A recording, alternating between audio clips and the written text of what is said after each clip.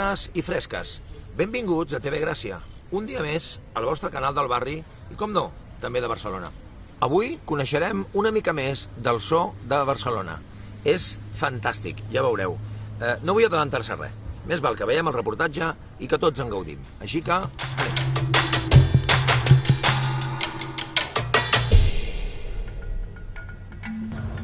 El so de Barcelona està d'aniversari.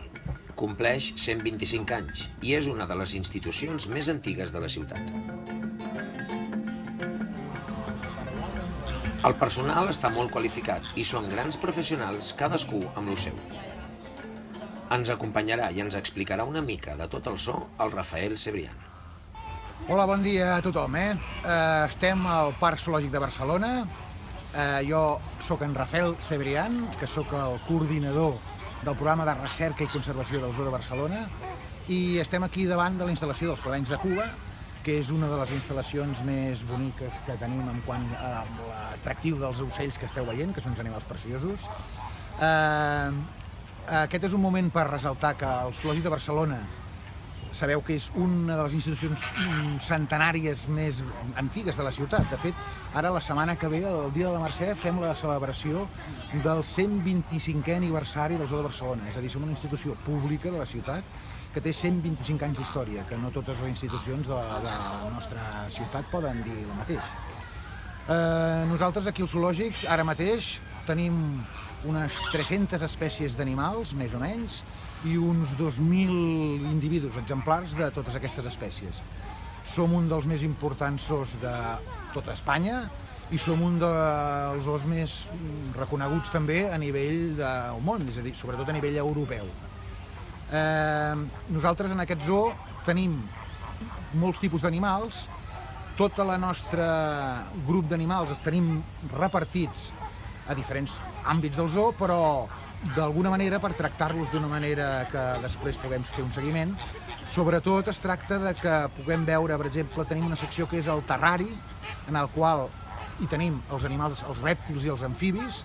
Tenim una altra secció que és el que es diu l'aviari, que són on hi ha la majoria dels ocells tropicals, malgrat que també al recinte del zoo hi ha moltes altres espècies.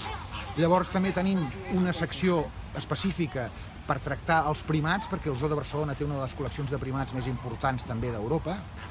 I l'altra secció bàsica també seria la resta de mamífers, que serien tots els animals que tenen pèl, per dir d'alguna manera, els elefants, les girafes, les zebres, tot això. Aquesta, d'alguna manera, és l'estructura una mica que tenim.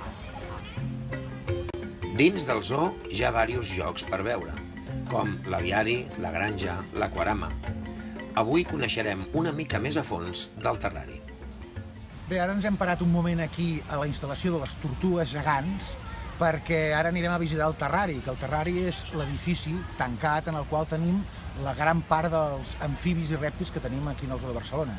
Estan en un edifici tancat perquè la majoria d'aquestes espècies són tropicals, necessiten tindre unes condicions controlades de temperatura, d'humitat, i per això estan tancades en un edifici. Però fora del terrari, en alguna instal·lació determinada, tenim alguns rèptils també, però que estan, diguem-ne, als espais oberts.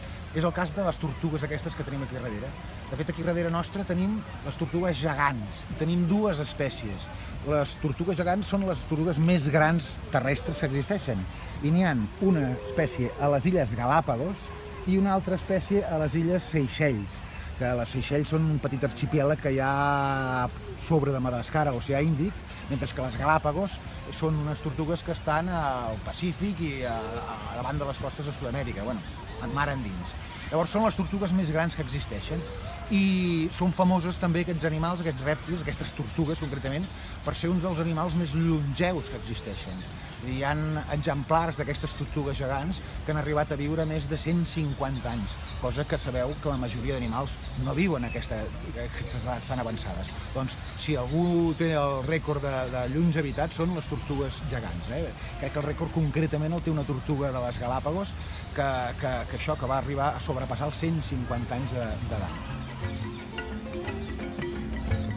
Les tortugues poden viure molts anys i aquí al zoo viuen bé i fan els anys a gust.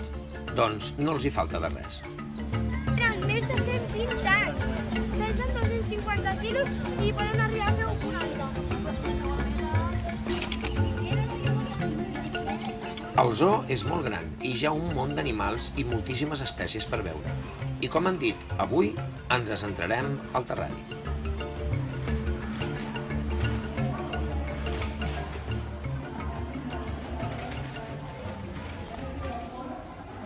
Bé, ara estem aquí al terrari del Parc Zoològic de Barcelona. El terrari és el recinte tancat en el qual tenim la major part dels amfibis i rèptils que tenim aquí al zoo. Això és perquè aquests animals, la major part d'ells són tropicals i fins i tot els que són autòctons també són animals que sabeu que necessiten sempre tindre la temperatura controlada i la humitat i una sèrie de factors físics, de manera que per això estan en aquest recinte aquí. Aquí hi ha tota mena de rèptils, cocodrils, tortugues, llargandaixos, serps, amfibis variats, i en aquest moment ara estem a l'hivernacle, que és a l'hivernacle on tenim els cocodrils del Siam, que és aquest animal tan gros que tenim aquí darrere. De fet, és el cocodril més gran que tenim ara aquí al zoo.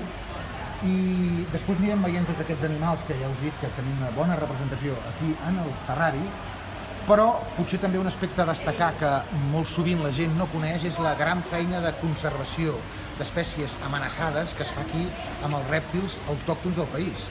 Penseu que el Zoo de Barcelona, des de fa bastants anys, està treballant amb la conservació de la tortuga terrestre autòctona d'aquí a Catalunya, que està en gravíssim perill d'extinció, i nosaltres en els últims 10 anys hem reproduït, criat i alliberat a la natura, diferents parcs naturals de Catalunya, més de 200 exemplars d'aquesta tortuga que fa molt pocs anys estava a punt de desaparèixer del país.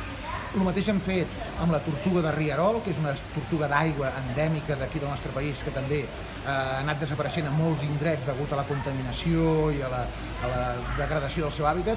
També els criem aquí i les cries nascudes són reintroduïdes a parcs naturals, per exemple, al Prat del Llobregat, fem periòdicament alliberaments d'animals nascuts aquí al zoo. Aquesta és una de les feines bàsiques que fem sempre al Zoo de Barcelona en quant a la conservació dels animals en general i aquí, en particular, dels rèptils del país. Miquel està obrint la boca.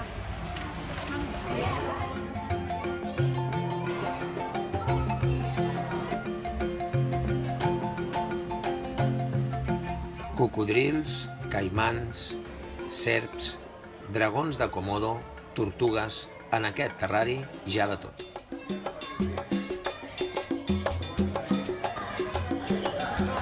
Avui han pogut veure com els alimenten i ens explicarà una mica com ho fan el Francesc Figueroa.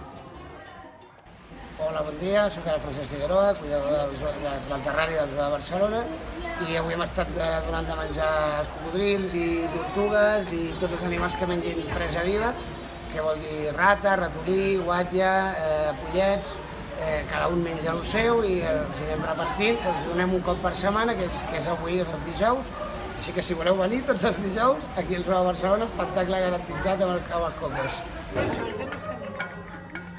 Els cuidadors del terrari són uns grans professionals i fan molt bé la seva feina. És tot un espectacle veure com aquests rèptils mengen.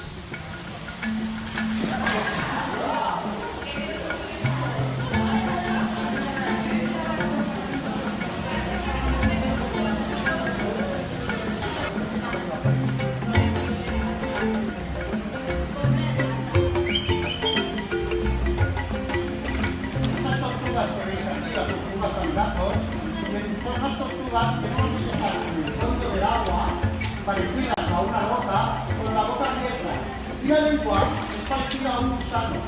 A la que llega un pez y toca la lengua, la macro pez y la tortuga, cerrará la boca y ya se va tocando.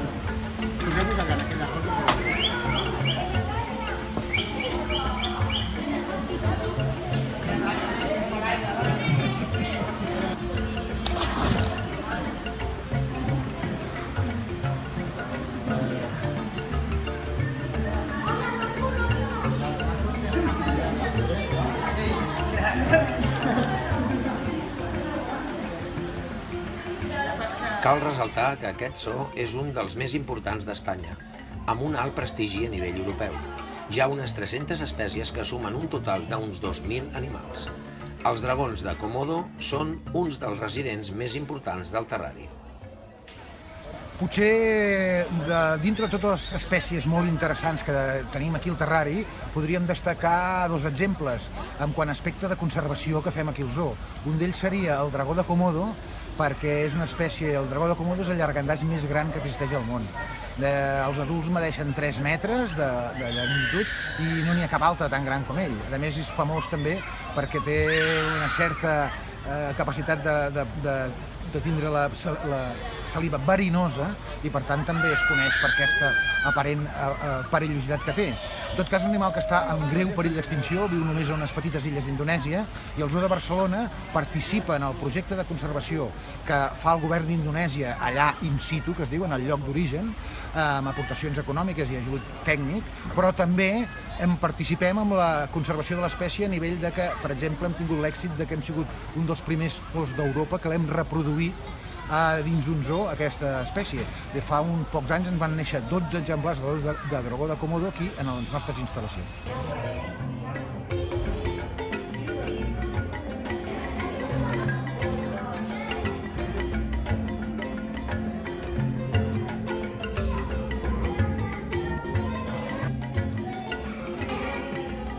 Com han vist, el terrari del Zoo de Barcelona és impressionant. Queda molt de zoo per veure. Però us ensenyarem tot el que puguem i així podreu tenir una idea de lo espectacular que és.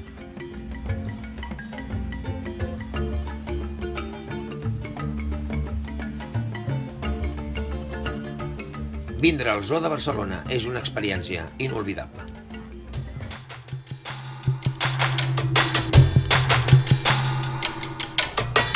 Bé, fins aquí el reportatge d'avui.